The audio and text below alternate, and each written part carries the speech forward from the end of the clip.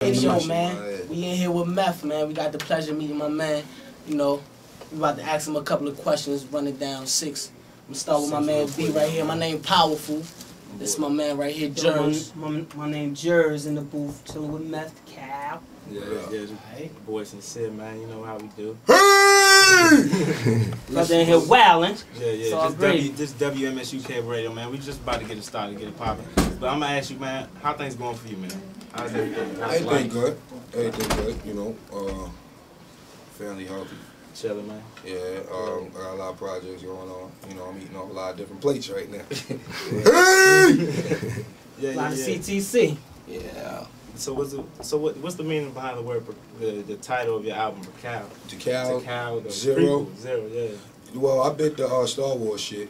You know what I'm saying, first and foremost, but then it made so much sense because on Judgment Day everything got blown up, so I couldn't come with the Cow 3 after Judgment Day, so I had to go back to the beginning. You know what I'm saying, and show the original story where it all started from. That's why you get the Cow Zero, the prequel. Yeah, man. I got a it might be a little personal question. You know, my name Powerful Rushing Mathematics, and I wanted to know, how old was you when you got knowledge of self?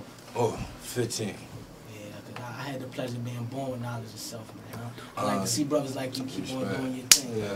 And one more, man. My brother, he touched on that.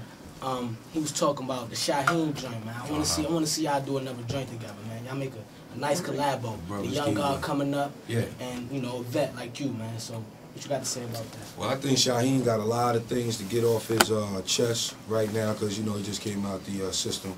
And that changes brothers. You know what I mean? So he got to get a lot of the hate out of his system first.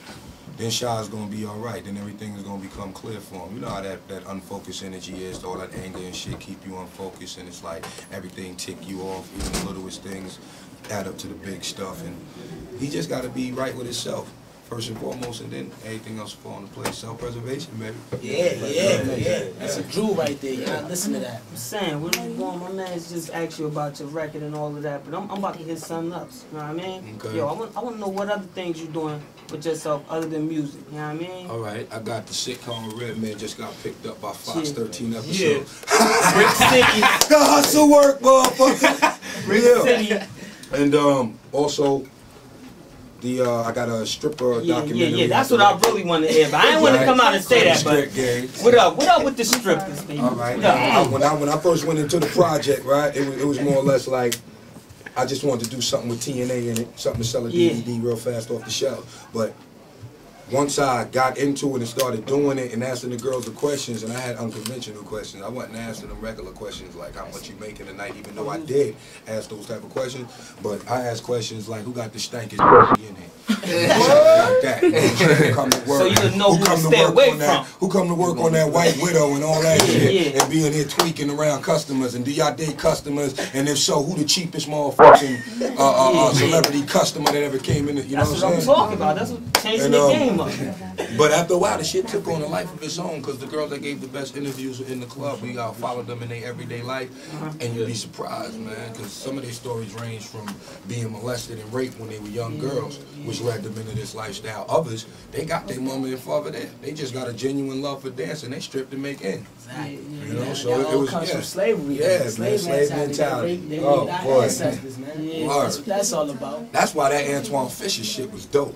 Yo, that was fire. When he hit him with that book, come on, he hit him with that book. Like, fire. look, man, this is why they did that to you. Read that right there. So when he did face me, he was like, I'm still standing. I'm still here. I'm a man now. What? Don't touch me. Exactly.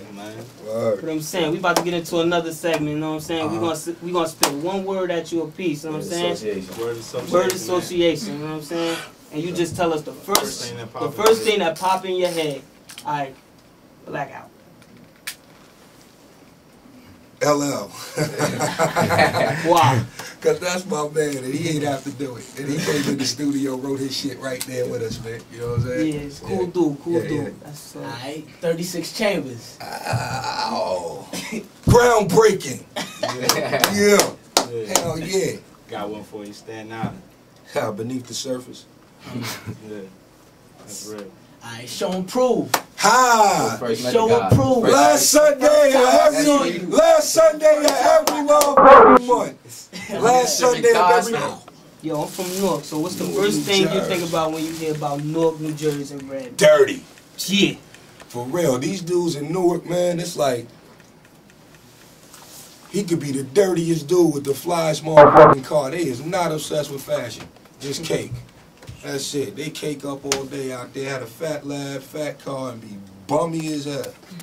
Yeah. Just on their grizzle, on the low. Yeah, the chicks still be wearing the busted Timbs out there.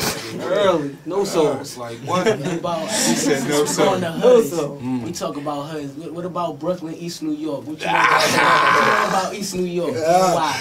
Grimy as hell. I love East New York because them niggas out there ain't afraid of shit. Even the little shorties, man. They be on some shit. Yo, Matt, let me get $20. $20, little man? How old are you? 8? I need that 20. Like, wow.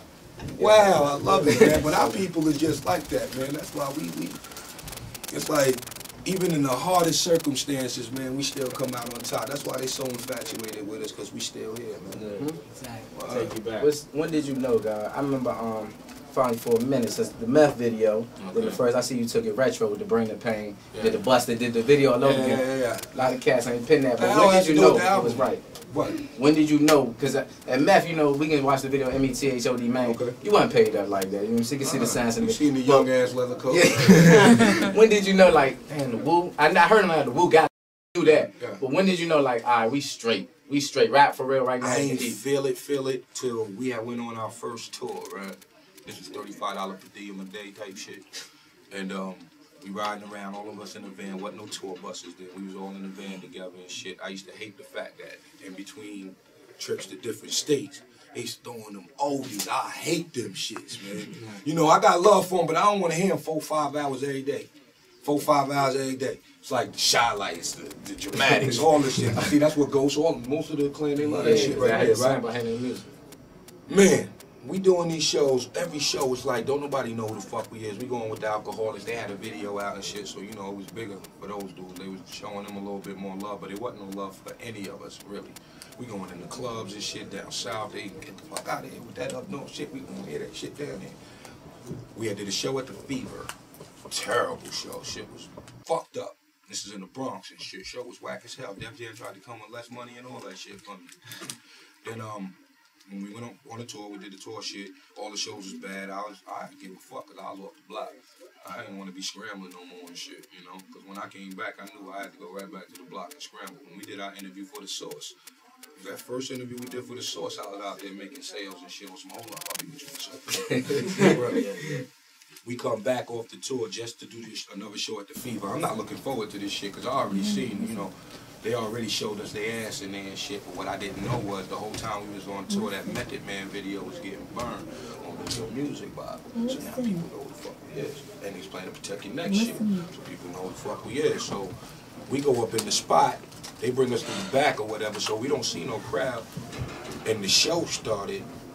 I remember just the crowd reaction alone. It was like, wow. It was like yin and yang. It was bad at first, but now it was like way over the top and shit. And I ain't understand it at first. But I ran with it. I got a question for you, man. Where do you feel that what direction is the rap industry going now? How do you feel about the rap industry? I think it's getting bigger for, you know, I mean, shit, they can't keep us off the Grammys anymore because we in the best album category now, so. But as far as the content of the music, I know a lot of people dissatisfied with it, but what's so good about it is you got a choice now because it's not just East Coast, West Coast anymore. It's down South, Midwest, so you don't have to listen to anybody that you don't want to listen to. The problem is radio, magazines, DJs taking loot under the table type motherfuckers. That's where the problem starts at. Then it's like enough of us ain't being heard, especially the veterans, because they try to count you out early to make room for the new one. You know?